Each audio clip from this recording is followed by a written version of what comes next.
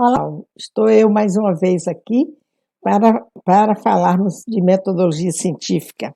E hoje eu queria expor para vocês uma técnica de pesquisa que é muito usada no mundo inteiro por todos os acadêmicos e também é envolvida em uma certa polêmica conceitual.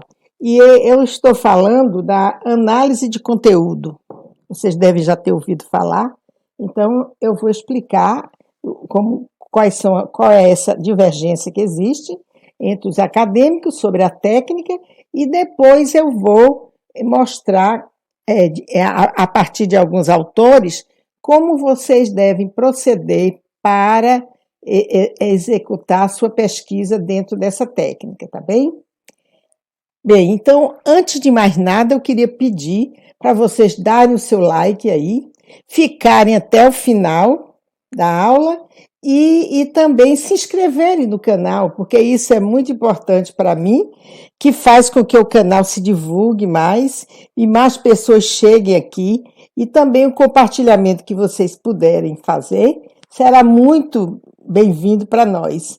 Outra coisa, se vocês tiverem dúvidas, não somente quanto à aula de hoje, mas também em relação ao projeto que vocês estão desenvolvendo, seja em que etapas esse projeto esteja, vocês podem entrar em contato comigo. Os meus contatos vão ficar aqui embaixo do vídeo e vocês podem fazer o contato comigo, que terei o maior prazer em auxiliar todo mundo, tá bom?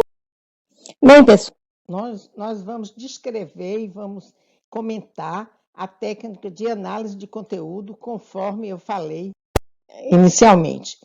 Então, vou dar uma definição assim mais geral, que não é especificamente de um autor, mas que contém todas as nuances, as especificações dessa técnica. Então, a análise de conteúdo se constitui em uma técnica de pesquisa que pretende descrever e interpretar o conteúdo de toda classe de textos, sejam eles documentos escritos, livros, né, ou documentos elaborados por algum organismo, áudios e discursos orais, imagens televisivas ou cinematográficas. Por exemplo, também um quadro. Você pode ler o discurso da elaboração daquele quadro, o conteúdo daquele quadro. Então, tudo isso significa texto. Tudo isso é tratado como se fosse um texto. A gente tem, na verdade, no cotidiano, a visão de que texto é apenas aquele documento escrito, mas as imagens dizem muitas coisas e o áudio que a gente ouve também nos diz bastante coisas. Como é que a gente vai ler esses textos? A gente vai tentar inferir conhecimentos relativos à sua produção, emissão e recepção, que são os três aspectos que significam a comunicação entre os indivíduos. Então, tudo se relaciona a estes três momentos.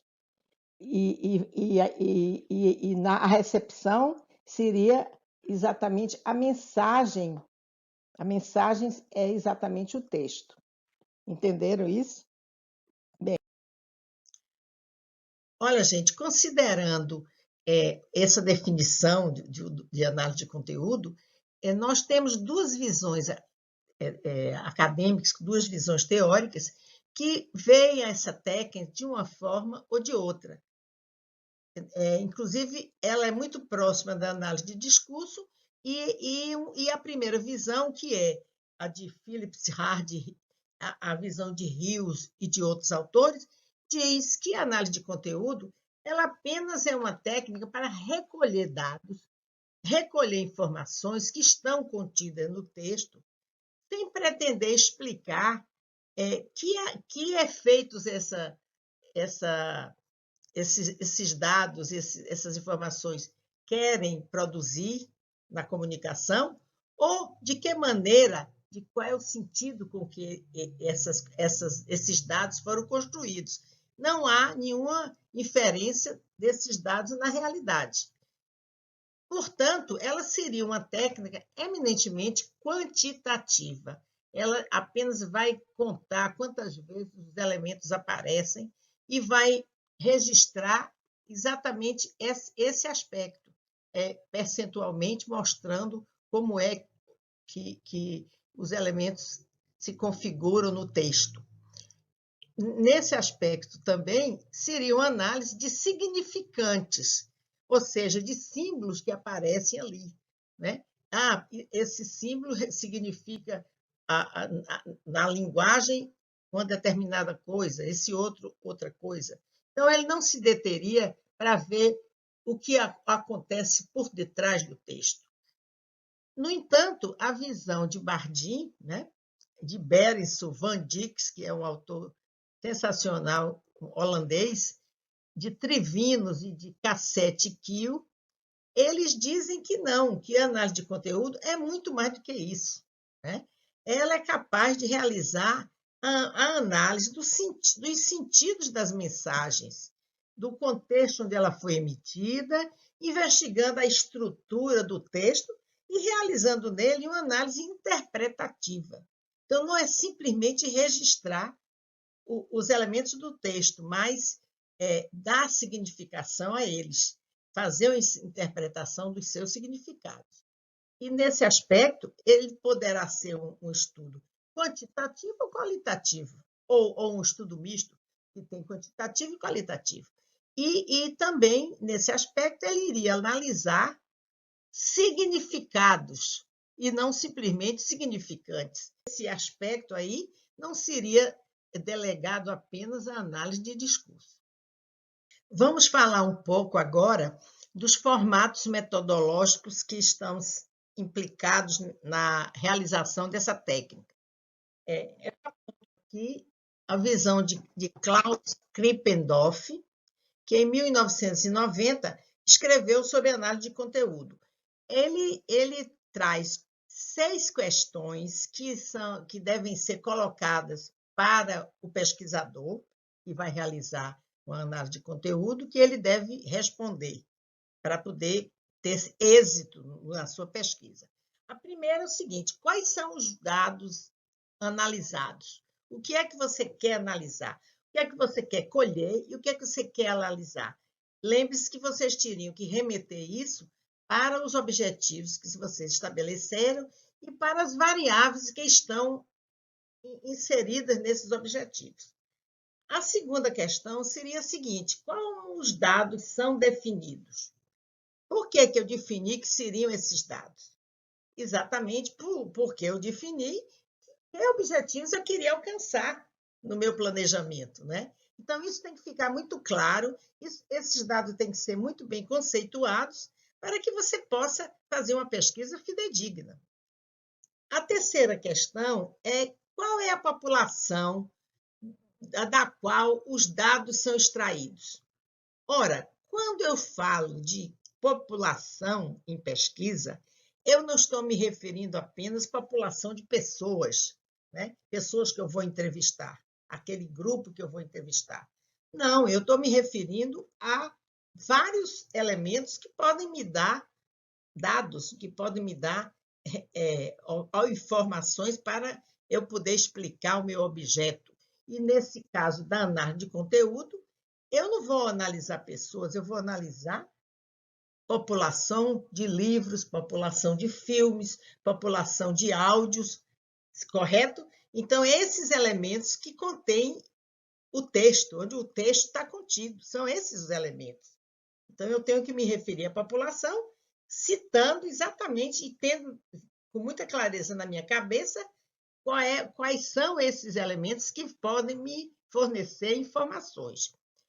A quarta questão é a seguinte: quais são as características do contexto em relação aos dados que são analisados? Eu tenho que entender, estudar qual é o contexto onde aqueles dados são gerados, onde aqueles dados são emitidos e onde aqueles dados são recebidos pelas audiências. Então, tudo isso, o que é que está acontecendo ao redor da produção e da emissão do texto? E o quinto a quinta questão é quais são os limites da minha análise? O que é que eu estou querendo? Eu estou querendo simplesmente entender os significados, os significantes primeiro, registrá-los, entender os significados deles e simplesmente isso, descrever e explicar, ou eu pretendo ir além, eu quero saber quais são os efeitos que esses significados produzem nas audiências. Então, eu estou indo mais além.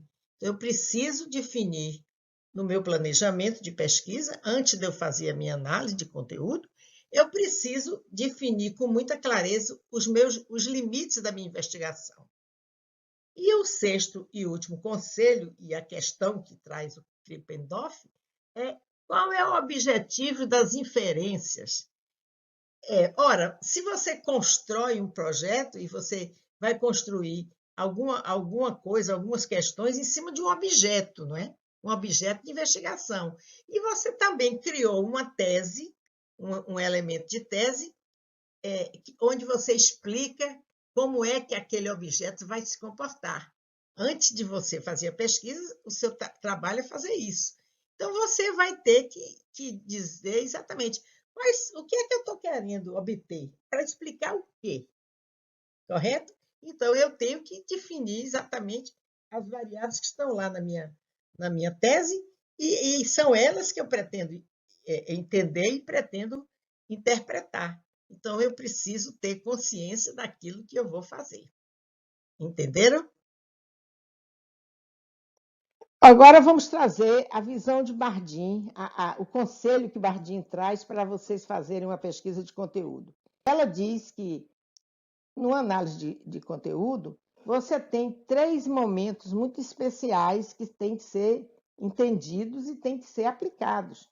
Primeiro, seria a pré-análise, onde todos os dados que você recolheu exatamente daquela população, né, que lhe deu os dados, né, você vai tratar e reconhecer à luz dos resultados que você quer obter. Porque você, antes de você fazer a pesquisa, você vai fazer seu planejamento. Então, você vai dizer o que é que você quer descobrir ali, né? Até que onde você quer entender aquilo ali. Então, nesse momento, essa pré-análise tem que conter tudo isso e você retoma o seu projeto para poder ancorar os dados que você colheu nesse objetivo, nessa finalidade, tá certo? Então, nessa primeira fase, você vai realizar um esquema de trabalho de análise, né? Esse trabalho ele deve ter procedimentos muito bem definidos, muito claros, para que você possa segui-los. Outra coisa, isso não quer dizer que você tenha que seguir aquela cartilha até o final. Se não for possível seguir por ali, você pode ter a flexibilidade de reajustar o seu caminho, certo? Olha, eu estava pensando em ir por aqui, mas eu não encontrei uma passagem para ir ali. Eu não consegui dados para explicar isso. Então, eu posso reavaliar os meus objetivos e eu posso, exatamente com flexibilidade, reorganizar, reajustar tudo aquilo que eu quero. A segunda fase ela consiste em você seguir as decisões tomadas na fase anterior, obtendo os dados que você necessita. Ou seja, se eu achei que poderia ir por aqui e vi que era impossível e eu tive que reorganizar o meu caminho, então, em função disso que eu utilizei, em função disso do que eu decidi, então eu vou ter que seguir e tomar outras decisões, né, para obter exatamente os dados que eu necessito a partir desse segundo momento. E na terceira etapa, o pesquisador ele tem já os dados brutos, né? Porque quando você faz a pesquisa, você obtém dados brutos que ainda serão analisados, ainda serão criticados, para que a gente possa ter um material mais fino, mais fidedigno para realizar a nossa análise. Então, você vai fazer uma análise rigorosa, você vai realizar essa relação com o contexto do enunciador e a finalidade que você atribuiu àquele texto, porque isso tudo, como eu disse, é o contexto e que precisa ser conhecido por quem vai fazer a pesquisa, certo? Exatamente aquilo que